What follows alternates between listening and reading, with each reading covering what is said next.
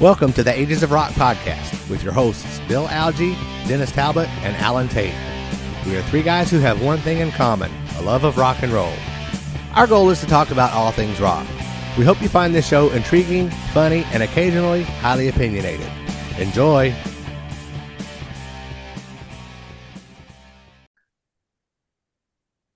Hey folks, welcome to another edition of the Ages of Rock podcast. This is episode number 334, and I have my esteemed colleagues Bill and Dennis with me. And we have Ron Young, singer for the band Little Caesar, and he is here tonight to talk about his book, Judge This Book by Its Cover. How are you doing, Ron? I'm doing well, thank you. Yes, my memoir, as it were. Before we get started, I have a couple of things. Two of my favorite terms that I read were the SS hedonism and narcissistic shitbags. Thank you. Yes. That's going to be my next band name. It'll probably do as well as Little Caesar. Narcissistic shitbags. Yes. Well, you know, when describing the record industry, one needs to get creative in your verbiage to try to get your point across. I think that you probably hit that hammer or hit that nail square on the head. Yeah. Yes. Now, my favorite quote was, "I live with a woman who loves me for who I am, despite knowing who I am." Yes. And I feel that because I do not know why 29 years later, I'm still married. Yeah, no, there's days I wake up and I think about it and I'm like, she should know better. And yet she's still laying next to me when I wake up in the morning. Kind of shocked by that many times. You know. Is she holding a pillow? That's Ron? what I was going to say. Is there any point you see a pillow in your hands? No, I've actually seen that a couple she's times. She's actually sound asleep because she's heavily medicated. You know, whatever works, man. Whatever gets you through a marriage. Whatever works.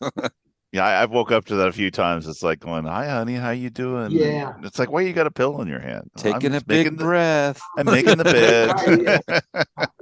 I've been 33 years. Over soon. You'll be okay. Yeah. Take the old dirt nap. It won't hurt a bit. I'm not in any hurry for that one. Well, I'm glad that you're finding amusing quotes and interesting descriptions.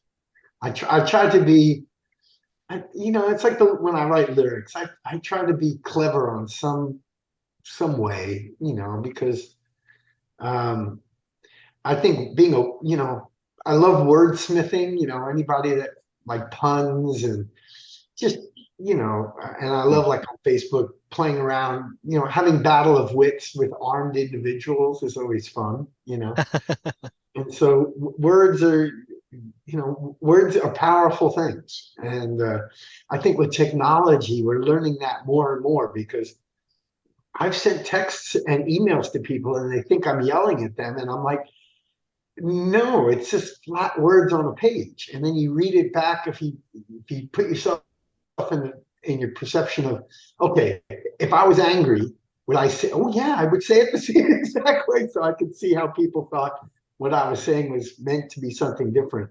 So words are powerful, but they're not necessarily the best communicators. So absolutely. Yeah, I think more fights and dropouts and friendships have happened because of texting, to be honest. Yeah, I agree. Because when you're talking to somebody, you could say something to somebody and it comes off completely different than if you just send them a text. It's just yeah. And it's funny because people give me crap all the time for like, dude, don't leave me a voicemail, text me. And I'm like, no, I'd rather you hear me say the words with my personality, my inflection, my delivery, than to text it to you. Because first of all, I'm not that good of a typer. I can talk for hours, but I can't type for shit. Not to mention that autocorrect always puts the wrong words in there, and it doesn't make any sense. So it's not just me. I never stop to read through it. I hit send, and then I read it, and then it's like, I didn't say you were a ducking asshole. You're a fucking asshole. I've Hey, never Ron, you know how you used the fix word that? ducking ever in my You know how you life. fix No, you know how you never. fix that? You can fix that by making go to your phone and you can make every word every time you put ducking, it'll change it Yeah, well, the automatically. It'll problem is that autocorrect. I've said It'll things like, I wish you should take another shot at that. And because I cite the word shit so many times, Yep. it says you should take another shit at that. So that's why I'd rather leave voice messages. Yeah, if you're a friend of mine and you get a text message 99 out of 100 times it's going to be have some misspelled word Oh, totally. or make no sense. You Yeah, have to be like the Da absolutely. Vinci Code, Absolutely. the And Da then Vinci there's the Code. 5 texts afterwards to say, not ducking, fucking. And then I say, not ducking, and it'll say clucking. And I'm like, not clucking, fucking, not, and it's like, and I'm like, oh my God, I just sent like 8 pre-qualification texts posthumously. So, well, there goes that whole line of thought. Thought I was being funny, and my autocorrect ruined it for me. Yeah. Absolutely. All right. Well, tell us a little bit about the book. Well, I decided to write. I've done so many interviews and stuff over the years because of my music, and we get into stories and all these things. And I've had so many people, dude, you should write a book. And finally, the gentleman Steve Olivas that I wrote the book with, he's a great podcaster too, and we did this interview. We had a lot of fun. And at the end, he said, you should write a book. And I'm like, yeah. He goes, well, I help guys write books. And so we sat down and we just started talking. And basically, he would just ask me questions and I'd tell stories and from the beginning of my life to the end of my life. And he put it into a cohesive linear thing for me, using all my verbiage. And it came out great. And, it's really a trip. It's sort of like when you hear the first song on the radio that I ever did. This book shows up from Amazon. And I'm like, oh my God, now I get to be a failed author too. Hey, So I'm moving up consistency matters. in the world. So I just decided to put this together because everybody keeps telling me, I tell these stories. They're like, wow, man, there's all these crazy and fun things that have happened in your life since you were like young. And you put it all together and it's entertaining and it's interesting. And so I did. And I have to say though, that there's a bit of panic when you release it because you realize that you've told a lot of stories about a lot of people and you didn't tell them that you were going to be putting all this out into the public eye. And so far, people are calling me with really good responses, a slight correction of, no, it wasn't in February. It was whatever. It doesn't change the story at all. But nobody called me up going, you're such a fucking asshole, dude. It still might happen. Of course, I'm telling Gene Simmons stories and David Geffen stories, and I don't expect they're going to maybe read the book. But if they do, who knows? They might reach out with their attorneys as they're good at doing. But I don't think so. And so, yeah, just really happy with it. And everybody seems to be really entertained by it. And, I talk about, I try to make a story that to be an example that when you get the opportunity to do something that you love to do and you're hoping that you're going to become very successful at it, which obviously I'm not.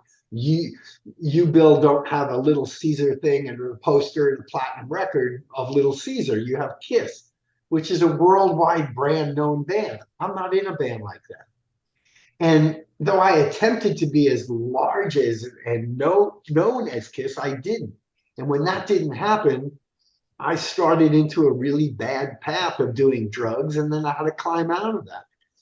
And I hope that people read it and see something in the book that they relate to, in the sense that I think every single one of us has something they try to do and do well and become successful at. And for me, it was trying to be a rock star. For some people, it's trying to run a gas station.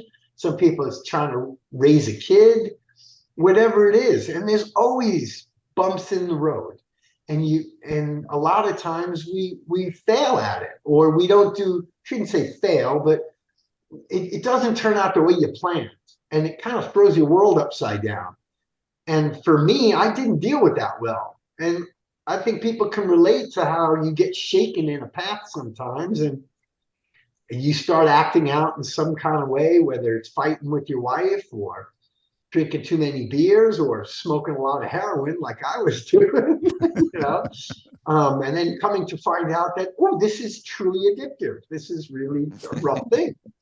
And then climbing out from that and the things that you learn about yourself that, you know, life is the journey. It's not just the destination, and the things that you do and the experiences that you have. It's not all about whether you hit it out of the park all the time, you know? And so I try to make it relatable in that sense, all the while telling stories about, you know, the famous people that I met while I was trying to get famous and how funny some of that shit was. And, you know, so I think it winds up becoming an interesting read. And I hope people feel that way and enjoy it and pick it up. I don't use a lot of words, but I try to be clever, you know, like big words. I still try to be clever. So, you know, so I think it's an easy and a fun read. So I hope you pick it up. And yeah, it's been a kind of a wacky journey my whole life. So I know that there's people who, you know, for me, I've always just been a fan of music. And I wound up trying to be the guy that I worshiped. In other words, I always worshiped Robert Plant and Ozzy Osbourne and, you know, Paul Rogers and Bon Scott and even Michael Jackson when I was a little kid. And I chose to try to be what those people were, you know, and but all the while never losing my sense, the sense of wonder that I had when I was a listener of music. And then I became a maker of music. And um, so I can always relate to the fact that, you know, people come up to me and they're like, oh my God, you were in Terminator and I saw you on Arsenio Hall and I remember you on MTV and I played this song at my wedding, and it blows my mind because, you know, I did something that touched other people in the way that guys like Bon Scott touched me. And I feel so honored that people choose to take my music and weave it into the fabric of their lives somehow. And it's, you know, and so they're there. I wish it was 20 more million people like that. And not becoming the guy that 20 million people listen to really screwed with me for quite a while. And now I'm still making music. My band that you know was supposed to be so successful and work with all these titans of the music business, and I'm, you know, still basically with the same core group of guys doing what I love to do with guys I love to do it with, and for people that I love to do it for. And I'm really blessed about that. But until I realized that self-worth isn't necessarily a number on a sales sheet, you know, you could be there's a lot of really incredible, talented musicians that for one reason or another never hit it out of the park. But they got to get to the plate and they got to put the jersey on and they got to be on the playing card, you know? Yeah. And so I had all of that and I'm still doing it. And it's a lot of fun. And fortunately, I learned all the right lessons and didn't die before I did. So there you It sounds go. like having a podcast. We're the same kind of deal. Right, yeah. We ain't got to the big leagues. No, like I said, It is. I just got your book. Like I said, we just got it here a couple days ago, and I've had some family issues. I haven't been able to delve into it like I want to. But the things that I have read, I've really enjoyed. And like I said, the stories that you told are fantastic. That's why I want to get in. I'm going to start from the beginning because I had to just kind of finger through it. Yeah. You got some bullet points. But you know, talking to, you know, when you were talking about you know, you were saying about, well, you know, the stories you told about Gene, you know, the stuff you were talking with Gary Corbett. The thing is, we've met Gary. We met Gary through the Rockin' Pod for the first year, and then I think was he came in the second year. We've had him on our show. You know, unfortunately, you know, he passed away. He passed away, which Yeah. and he was a fantastic guy, but he backs you up on everything that you were talking about with Gene as far as, you know, as far as his keyboards being, he's like going, you know, when they set off an explosion, he had a key. Yeah, Made no, the that's explosion it. a lot better, and stuff like that. And I love Yeah, hearing stories like that. And like I said, just reading that was the first story I read. And it's like going, I know the guy who said that right, and actually exactly. backed it up. I was going, his stories are going to be pretty good.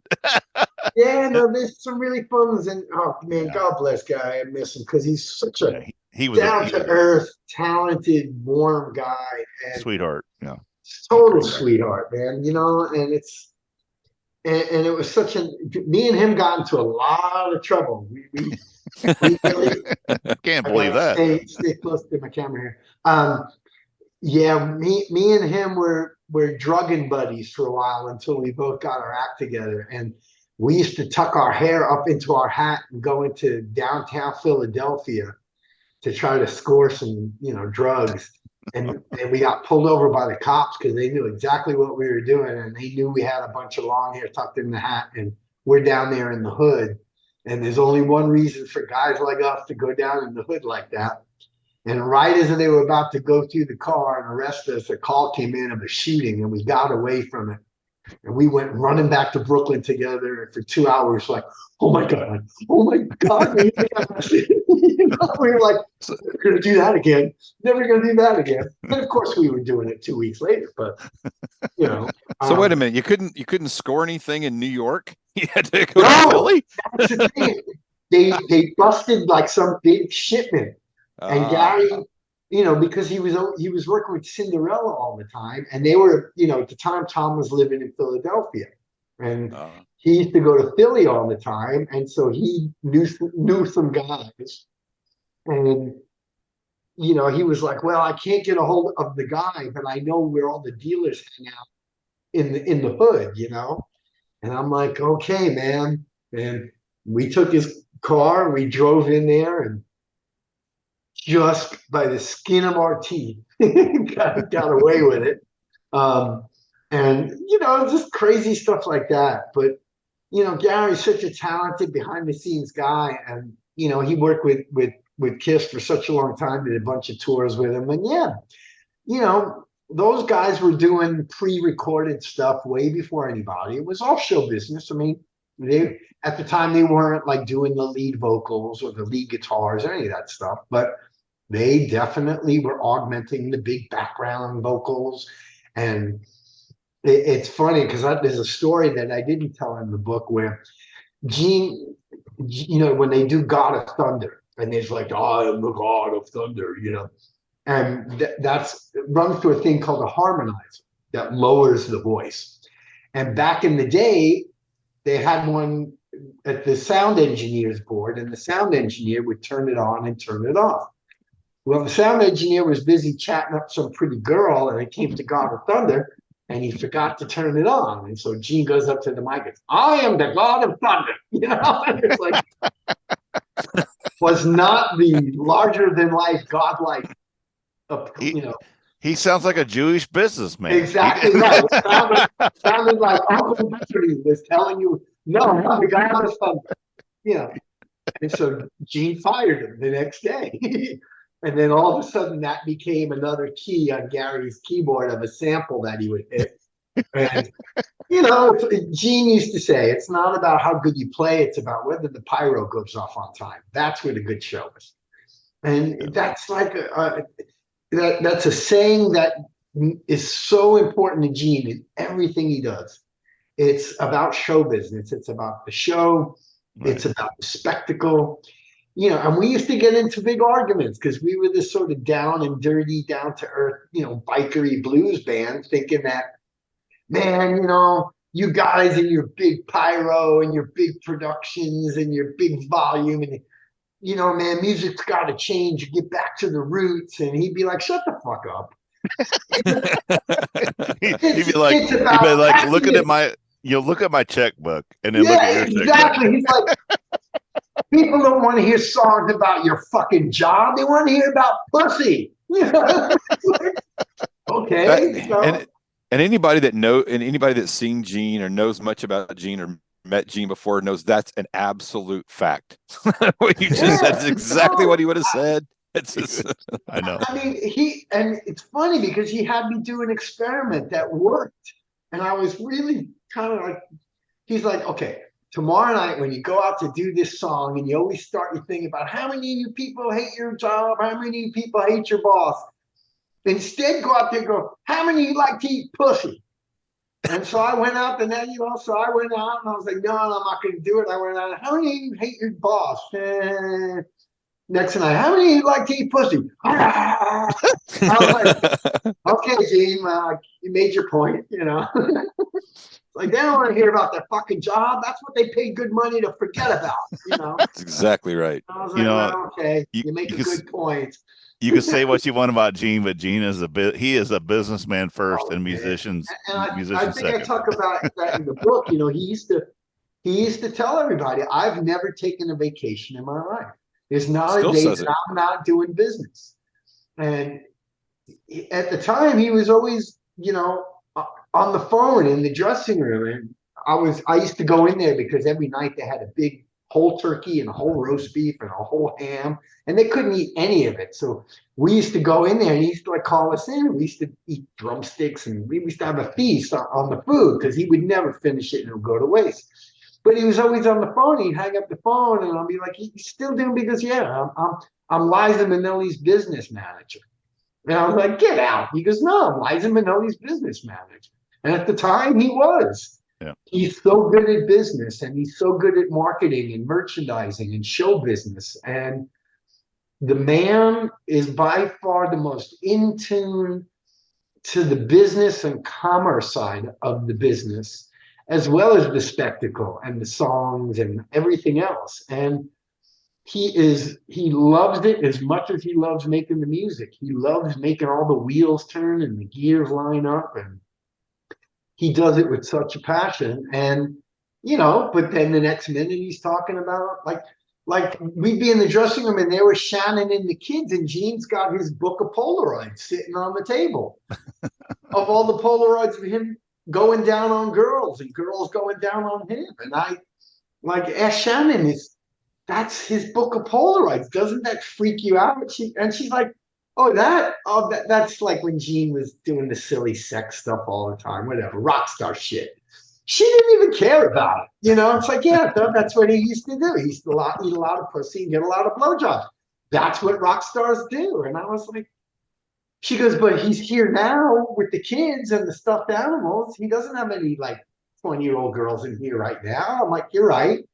I said, but she goes, that's his past. I don't care about it. And I was like, man, that's so cool. I got to find me a wife like that. And sure enough, I did, but again, he just has this balance going on of, what is rock star? What is show business? What is spectacle? And what is commerce, man? I mean, the guy is he's a legend. Yeah. And he's a larger than life personality, and he can be very off-putting and very blunt. And if he doesn't like you, you're going to know it, But he was incredibly helpful to us and generous of his time and his input. We fought and argued with him a lot of times about it because we believed music was going to change. And sure enough, that's months later, the whole grunge thing started, and it pushed all of those spectacle bands out. And there was a bunch of guys in brown sweaters looking at their shoes. And Gene's head used to explode, going, I can't believe that the number one band is this Nirvana thing with the guy with holes in his sweater, and he's not even looking at the crowd when he plays. And he couldn't comprehend it for quite a while. And but he gets it. He gets what the deal is, and he does what he has to do. And lo and behold, he's still out there touring. So God bless him. So it's the end of the road version 37. Right, exactly. This is the last tour. You better buy your tickets, number 17. Yeah. Well, I think that the name is eventually going to change from the End of the Road tour to the Road Never Ends tour. Yeah. Right. I know.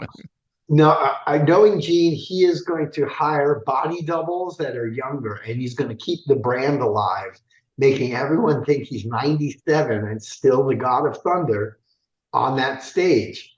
It's like, what is it, the Dread Pirate Roberts? It's like where one retires and another one picks up. It wouldn't shock me if Gene did that, you know? I mean, well, I think David Coverdale is actually doing that. He brings somebody out on stage to sing Whitesnake songs and to sing the lead, which I can't believe people put up with, but they do, you know, they just, I don't know. I guess they just want to see the band so bad. Well, And well, they that want, or you could listen to John Bon Jovi come out and sing his own shit oh, and sound like crap.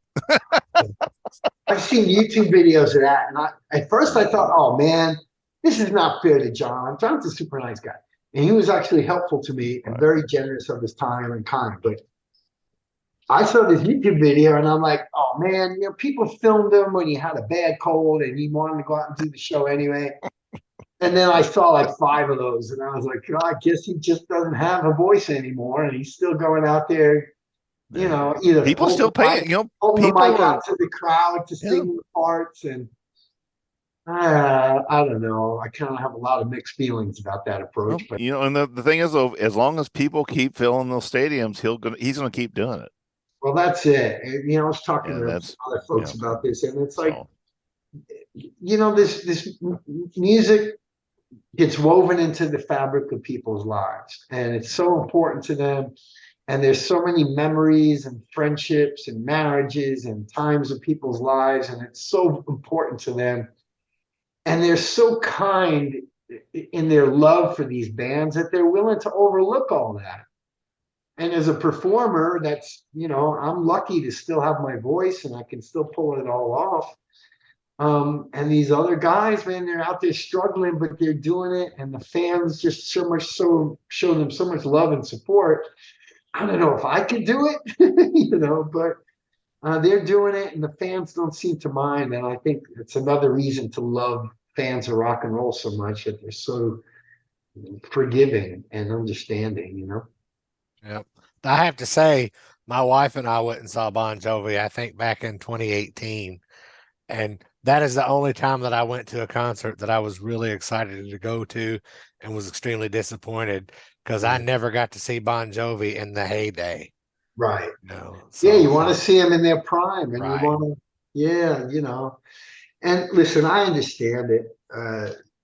You know, it's like, it's, you know, fans of music don't, especially after COVID and with inflation and all this stuff, it is so hard to be able to go out there and make the ends meet and generate enough revenue to keep the circus rolling, because there's a lot of expense, and the expense you have to commit to it 6 months to a year before. And with things like COVID going around, and you're really rolling the dice, and there's a lot of people's livelihoods on the line with it. And I get it. These guys love doing it so much, even if they can't do it to the degree of, you know, strength that they used to do it. They either need to do it financially or they just love to do it so much. And when they go out there, and if the vast majority of the crowd is cheering them on, even if they can't sing the choruses anymore, they're going to just keep doing it till that people stop buying tickets, and they're not. So, you know, it is what it is. Well, I went to see him last year when he did that little short tour, and I went only because I had free tickets. That's the only reason why I went, because I watched videos, and man, it was really hard. It was really hard. It was tough. I mean, looks like he was having a good time, but I did kind of feel bad for him. I mean, and I did get to see him back in the day. So I saw him, actually, I saw Yeah. him right when Slippery When Wet came out and Right. So broke. you have those So memories of him being the yeah, stallion, you know? not headlining. He wasn't headlining yet. Right. Actually, it was the last show that he opened. Right. But Wow. just, it's not the same. But honestly, you have to understand that these guys are not 18, 22, Oh, 25, 27 anymore, and they're not going to sound the way they did. no. It just physically is not possible. And but some of those guys have carried on pretty well and done a pretty decent job, and other ones are trying to figure out how to mask it in 35 different ways. And it's like, if you're Yeah, gonna do no, it, just let it go. yeah, no, Just I agree. And you know, for me, being self-evaluating all the time as to, well, you know, I mean, I'll be honest, there's a couple of songs in our repertoire that I don't sing anymore because it was always way up in the top of my range. It was hard for me when I was 30. Now that I'm 60, it's like, it just, okay, so that one comes out of the set. I'm glad there's only one or two of those out of like 60 songs. So I feel grateful about that. But I got to say, I went and saw Paul Rogers a few years ago. Dude, And goddamn, that son of a bitch sounds better than he ever has. And I'm like, fuck you. Like, he has not changed a bit. No, and I'm sitting out there going, fuck this guy. I love this guy, but this guy. It's like he's making it look so easy and effortless. And he's still, listen, he was never a guy to run around on the stage. He just sings there and he just delivers the hell out of a song. And he's one of my favorite singers of all time. And to see him and have him blow me away, it gave me even more respect. I got to meet him once. We did this big benefit was put on by this radio station for like, I don't know, a children's hospital or something. And so I from Little Caesar flew out and we did this jam thing. And I was with like some guys from Skid Row and Aldo Nova. Anyway, Paul Rogers was on the bill.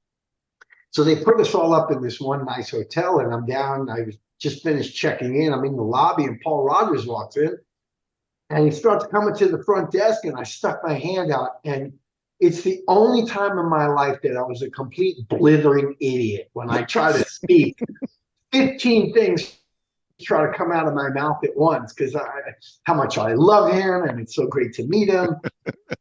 And I was just like, and he just like put his hand on my shoulder and like, okay, like, I understand. And he turned around and walked away. And I was like, and he just like turned back and winked at me. And that was all I got to say to him. I just stood there like not saying a fucking thing because I was such a fanboy that You're like that guy on went to shit. My mouth and mind went to shit.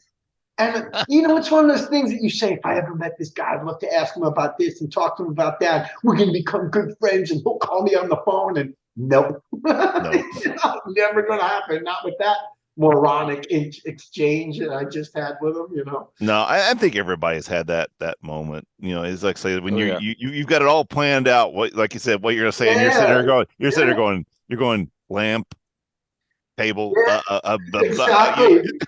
I know, and it's like, and I felt like like when you're a 13-year-old boy and you finally got the nerve to go up to the girl and ask her out to the dance, and you accidentally farted and you couldn't put 4 words together and she never spoke to you again and you regret it for the rest of your life. You lay in bed after having a fight with your wife and you go, if I didn't just fuck up when I walked up to cute Cindy, we'd be married in this bed right now. That's how the mind works, So that's hilarious. So I was a complete blithering idiot when I got to meet a guy who is still out there kicking some fucking ass. That's crazy. And so there's still people out there that, your money is well spent. And, because of social media and YouTube, you get to see it. Right. But people are still going to see Dokken and Vince Neil and John Bon Jovi, even though all 3 of those guys are really struggling. David Coverdale struggling. But you know what? Stanley's struggling. yeah, totally. And some of these guys are using recorded vocals and they're faking it. And the thing is, it's funny because like a band like Kiss, I think people don't really care because so much of it is, you didn't believe they were from outer space in their costumes, right? So it's okay if you don't believe it's really him singing either. So it's like there's so much going on in the show like that's a lot different, it's a lot different of a level because they've been doing so much stage sort of spectacle anyway that it's just one more, just one more. And the way you put it too, it sounds right. You're not going to a concert, you're going to a show. Right. A show is a show. So whatever it takes for this show to be successful, like when you go to a Broadway show, they got all kinds of tricks and all kinds of things going on. Real quick, Ron, I want to ask you something real quick. get back to you, because we've been talking about everybody else but you. Yeah, I always do that. So do we. We get off the rails a lot. Yeah, off the rails. Your time with Four Horsemen, how long did you spend with them? Well, I did a tour with them. What Okay. happened? Frank was in a motorcycle accident in LA, and he was Sure. really, really in bad shape. He was in the hospital, in a coma. They couldn't tell any of his friends, family, or band members just what his situation was. They had just finished off a record. Frank had just finished his vocals when he got into the accident, so the record got mixed, and his record label felt like they had to put it out because they couldn't, they had a lot of money invested in this and they wanted to put it out. And the band was like, well, what do we do? Because Frank's in the hospital. And I knew Dave Lismy, and Dave said, would you consider going out and touring with us up in Canada? And we're going to make it clear to the fans that you're not replacing Frank because he's in the hospital, and that's really tacky, and we're hoping that it works out, obviously. But we have this record we need to support, and we're kind of starving here. So I was like, yeah. So I learned, all the material and So went so out. so was this Nobody Said It Was Easy? This was that album? Correct. Right, Yes, okay. correct. Yeah. And so Frank's very unique vocal style. So I didn't try to imitate him. I just tried to pay tribute to him. And, it's also in my wheelhouse, that kind of music. So I love the Sure. band. So it was so much fun to do. And the fans are just so great about it because, we would talk about Frank and what the situation was. We didn't try to make like it wasn't happening. But again, the strange thing about fans is, especially Four Horsemen fans, they love to suck back the beers and the shots. And I can't tell you how every night people came up, putting their arms around me, going, Frank, I love you, Frank. And I'm like, dude, I'm not Frank. I'm just I'm filling in for Ron. Frank. And they kept calling me Frank. And I was just like, I'd sign their autographs, Frank. So, why ruin it for them? Why Right. pull them out of their drunken glory and fun to tell them a sad story? And then when I came back shortly thereafter, Frank finally passed away. And Wow. we talked about me, because Caesar was kaput at this point, and we talked about me, coming in and being the new singer in the Four Horsemen. And unfortunately, Dave was then located in Maryland, and a couple of the guys were based in Canada. But that's where I got to meet Pharaoh, who played on the second album and wound up being the bass player in Little Caesar. And that's where I met him. How cool. So That, it was, that album came out, and I remember that. I mean, me and my buddy, it was one of those ones where it was like, oh my God, this actually sounds pretty, because it was a good roots based yeah, rock and roll, Southern really good rock, album. AC/DC, And Skinner. if anybody's never heard that album, you need to listen to it. It's a great record. Is there any video or anything of you singing with them? There was a couple of very short clips. It was too bad. I'd like to find him. I haven't had Yeah, time to me look for too. it, but yeah. Me too. There's a couple of clips where I'm singing just the last half of a chorus, and then it's the guitar solo for Oh. Dave, and he sounds great. A couple of very short snippets. And then I heard that there was a recording of it from the Toronto show. And the Toronto show was a bit of we did it, there was like 1,500 people or something. It was sold out. It was packed. The crowd was going off. And somebody whipped a beer bottle at Dave. And Dave dropped his guitar and dove into the audience and started going at it with the guy that threw it. And you could hear all of this on the recording, and I couldn't get a copy of it. It was like somewhere on the internet that I could listen to, and I couldn't. Couldn't download it. One of those kind of files that you're not allowed to download it, and I couldn't ever find it again. It was up on like some peer-to-peer, like Napster type streaming thing. Sure. Somebody pulled it off their computer, and if you're not online, you can't see it in the file base. And I've never been able to find it again, but it sounded great. And you can hear everybody talking in the mic. We're going to fuck you up, motherfucker. And you hear like mic stands dropping, and you hear the crowd going nuts.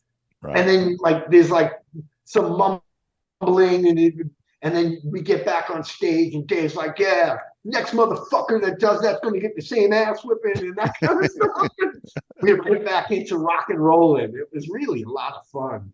That's So, great. yeah, it was No, a great. I like that album a lot, and I like your voice a lot, and I wish there was a way that I could hear. You know, that's why I was asking you about that, because I would love to hear Well, you there's doing those a songs. So, couple of demos that we really actually we put them out on Facebook and they somewhere on my page. I don't know. Um, Send me your email and I have it on my computer. okay, There's a song called Sunflower Girl, and it was a song that Pharaoh wrote, and Dave did it on his little studio in his house, cool. in his apartment, and they're really good songs. I wish we would have got to record them proper in a studio. Yeah, that would have been a good. But the demos are even really good. So Cool. get me your email address. I'll dig them out and I'll send them to you if you're Okay, listening. that'd be You great. can hear my voice with Dave's guitar and so on. No, that band was really fantastic, and like I said, I like everything that you've done. All the bands you've been in have been fantastic, and you know, it's just you.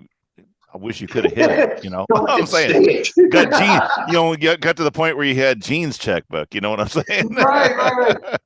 It's funny because one of the things I point out in the book, like I was going to be the new singer in the Chili Peppers. I mean, it got to the Really? point that yeah, Oh. you'll get to that point in the book, and they threw Anthony out because he was having such a hard time with drugs and they couldn't take it anymore. And they auditioned a million guys, and I went down there, and Flea really liked it, and I wrote the whole Uplift Mofo Party Plan record with them with different lyrics and melodies, not like his rapping style. And they really liked it. And the producer, Michael Beinhort, said, okay, well, let's get in and start demoing these things. And we did. And I had a cassette of it, some rough mixes. And then Flea called me and said, listen, man, Anthony's out of rehab and he's got his shit together. And I've been friends with him since grade school and I'm giving him another chance. And the band wants it. And I was like, I get it. I totally understand, man. You know? So that was another real close brush with greatness.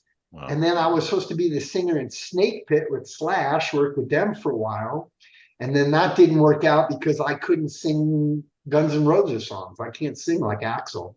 And Slash wanted a guy because he knew every night people would be yelling out Sweet Child of Mine and Paradise City. And I'm like, dude, I can't really do those songs justice. So he went with the singer that was closer to Axl's singing style for the first Snake Pit record. So that didn't happen. And then I did that super group with Adrian Vandenberg, Rudy Sarzo, and Tommy Aldrich called Manic Eden. That came out for 5 seconds and then the band disbanded. So really close. several times, you know. Just like, okay, there we got you. Yeah, exactly. You know, this is going to be the one. This is going to be the one. You know. Yeah, but we've all had that with relationships and everything else, and it doesn't quite work out the way you hope it will. But you give it your best shot. That's all you can do. I like your attitude, though. I mean, you've got a great attitude. I mean, that's the one thing. A lot of people is poor me. You know what? Oh God, yeah. You got to enjoy. You got to see a lot of things that a lot of people didn't get to see or do, and even the chances of doing this. I mean, I never got that opportunity. You know, exactly. So that's what I was saying earlier. It's like this out of body experience where I go, I was sitting in a room with Slash writing songs. Wow, that is like people's fantasy, you know. And so yeah, I didn't get to get on stage with them and do this thing for years like Miles Kennedy gets to do right now, but I got to do it, and that is a priceless thing for me. It's priceless. To sit in a room for a month with the Chili Peppers and get to play. And like one of the things that Flea said to me when I first came down, before we played the first note, he's like, dude, every guy in this band plays every note like it might be the last note they ever get to play. And if you're not going to approach it that way, then tell me now and I'll find somebody else. And I had such a respect for that. That's his attitude about his music. And I was all in on that. And so to get to play with a guy like that, that's as respected as he is, with a band that's as great as that was, even if nobody got to hear it, you know? I mean, again, that's a fantasy for a lot of people. So, you know, and in quite honesty, knowing my predispositions and where I wound up going, because when this all didn't come together, it tells about in the book that I wound up becoming a heroin addict, and I spent, I think it was 5 or close to 7 years. When you're doing heroin every day, you don't remember if you've been loaded for 5 or 7 years. That's kind of how that happens. But um, you get to that point where you realize that, hey man, if I were to become as big as Axl Rose, if I had that opportunity, I'd be an asshole or dead. That's the That's way true. my personality was, Right. that I wouldn't have handled it well. I probably would have not handled it well. So to be able to sit here today and tell all the stories about that and get to talk about the people that I've gotten to interact with, from being in one scene of Terminator and getting to hit Arnold Schwarzenegger with a pool cue and getting to hang out with Flea and make music. I mean, it's a life really well lived. And even though I'm not on posters all over people's walls, and I don't go out in public and people are coming up to me for my autographs because they have no fucking idea who I am, it doesn't change the level of gratitude that I have for what I have got to experience and what I've gotten to do. And I'm still lucky enough to do it. Even though it's only in clubs and small theaters, it's not in arenas, I still get to do what I love to do. And I do it with integrity, with a bunch of guys that have integrity. And the people that I get to meet and the stories they get to tell me and the honor that it is to get to go out and entertain them. And, like I say, to be woven into the fabric of their lives, to know that music that I made was played at a wedding or someone's funeral or something like that, man, is priceless to me. So that's just the way it is. So Ron, we spent close to an hour here chatting about all this stuff, which has been great, the stories, but where can people read and get the book? Where can they get the book from? You can find it on Amazon. I know that they've just, for some reason, it got labeled as adult content. And so for the last 2 weeks, if you did a search on my name or the book title, Ron Young, Judge This Book by Its Cover is what it's called. Your middle name is not Jeremy, is it? No. But the funny thing is there's somebody else that has a book called Judge This Book by Its Cover, and it was written by a preacher. And so mine is a little bit different than his, I'm gonna bet. Yes, exactly. But from what I understand from Steve, who such a great guy that I got to work on this project with, and he's the one that's been chatting with Amazon, and they took that filter off. And so now it's way more searchable. And I know a lot of people have been finding it. It shows up, it's beautifully made, and it shows up in 3 days on your door, and it's reasonably priced, kids. Good stocking stuffer for Christmas. Give it to grandma so she can have that heart attack you've been trying to get her. Well, the thing is, like I said, you gave me I do have I have a short copy of it. I have a copy of it, but I'm not going to read it. I will be buying it, and I'll be sitting on my couch reading it because I really want to read all the way through it. Well, thanks. There's a lot of fun stuff. And I want the hard copy. I have diarrhea of the mouth. That's why I needed Steve to. This would have been an 18,000 page book if I was the guy editing all this shit, because I just go and I go and I go, and so. It's like shipping on the books for $90 because it's like yeah, thick, right? exactly. Yeah, it's like the manual of how to understand women. It's this. What about social media, Facebook, that kind of stuff? Yes, well, you can find me on social media, but unfortunately, I'm at the 5,000 friends limit. But still, I have I tend to piss a lot of people off with my humor and my sort of poking fun at reality. So I'm always losing friends. So still send me a friend request. But you can follow Little Caesar, my band, and Cruzados, my other band, on Facebook. Just do a search on Little Caesar or Cruzados. That's another great project that I'm blessed to get to do with some great guys. Some of them from Little Caesar, actually. So that's where you can find on social media. Send a message. My Facebook page is public, so you can still yell at me, send me a message, or post on my wall if you want. So I love So if I've written a story that pissed you off, you can write back and tell me so. I'm ready. I'm ready for it. You know. Cool. Well, thanks, man. That's great. Appreciate Thank it. you so much. Thank you all. I really appreciate it. It was nice to meet you, and I appreciate what you do and what you talk about and how you talk about it. So thank you. Well, hang tight as I take us out of here. Cool. Y'all visit agesofrock.com. Check out our social media links and past episodes. And until next time, peace out.